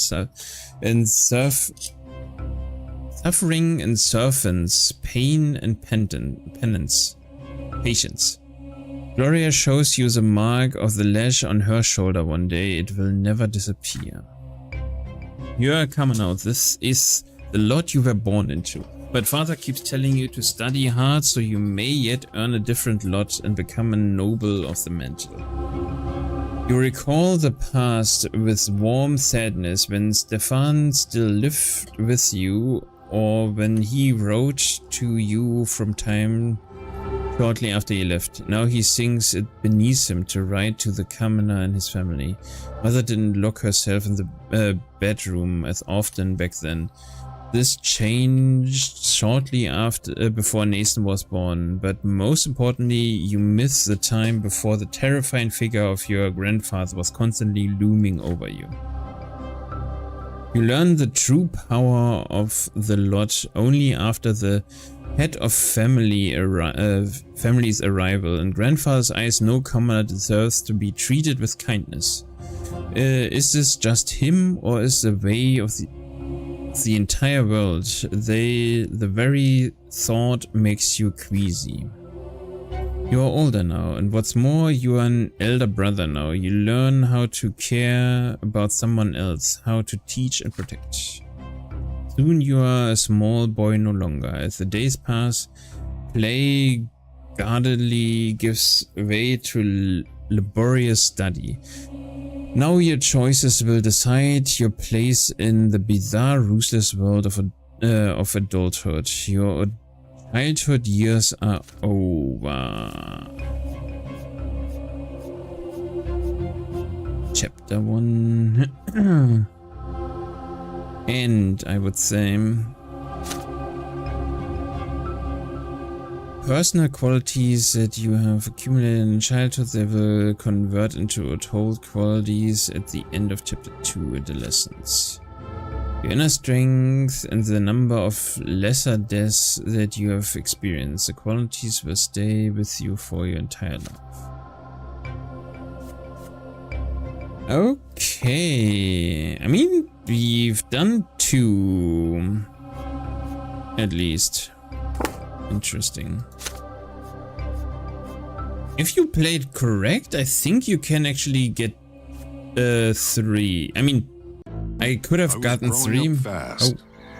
The school, the streets, and the whole wide world awaited me beyond the gate of my parents' house. Yeah.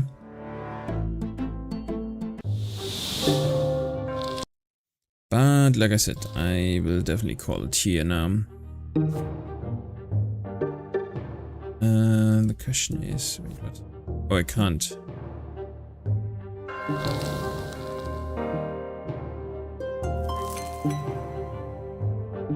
You've lived in this world for 8 years now. As you grow older, life grows more complex. The world of your childhood was limited to your house and family, but now the realm is expanding. It also includes your neighborhood, the nearby houses, the streets of the ancient city of Enithot. A question now looms over you, growing more pressing with each passing year. What will your place be in this vast outside world? Few people in the blessed Argnia Empire trouble themselves with this question. It's not with a man or woman's power to choose. Their destiny is predetermined by their birth and those who bore them. And yet your peculiar birth has granted you a choice. Your father is a man of nobility, a worthy example in matters of duty and honor.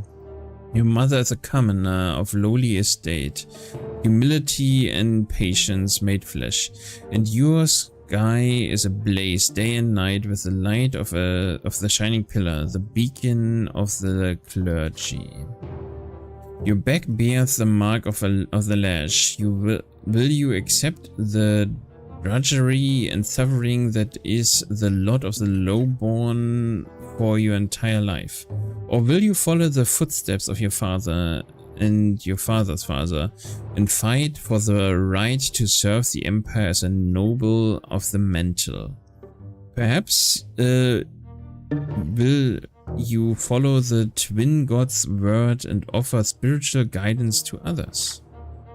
The answer lies out there in the vast, terrifying world. What awaits you beyond the walls of your home?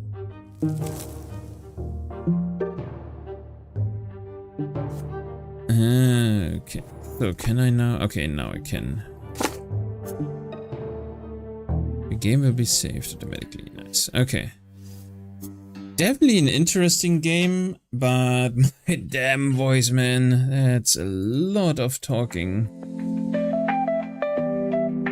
So yeah, that's it for me for today. My throat is not yet completely wrecked, but it is getting there right now, man. So yeah, switch over, and who can we raid?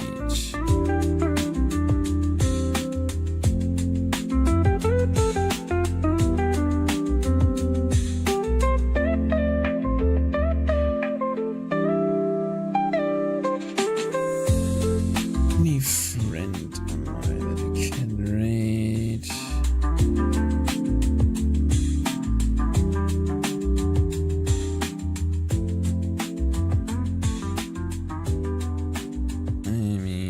Let's raid Conan. Of course, she's on BRB, but whatever. It will be fine, right?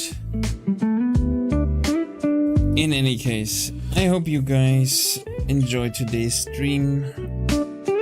I had a lot of fun. I was actually kind of surprised. Mistfallen did get better, or had me more drawn as I thought it would have. But yeah, I had a lot of fun. Tomorrow we will be joined again by friends and play friend games. And yeah, don't forget to eat, sleep, drink, and take care of yourself. And I hope you have a great rest of your morning, day, or night, depending on where you are. I appreciate you guys joining me. I hope you enjoyed today, and thank you very, very much. Yeah, that's it. See you tomorrow. Bye bye.